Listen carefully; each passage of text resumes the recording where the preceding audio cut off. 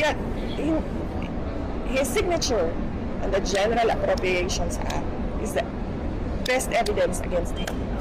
Accountable siya because he allowed the insertions. So that is a culpable violation of the Constitution. Refusal to take a drug test, that is betrayal of public trust. So ang binanggit ko noon, si Martin Romualdez at si Zaldico, dahil alam ko, based on my personal knowledge, na sila ang may control ng budget. Hindi makakagalaw ang chairman ng Appropriations Committee kung hindi siya inutusan ng Speaker of the House of Representatives.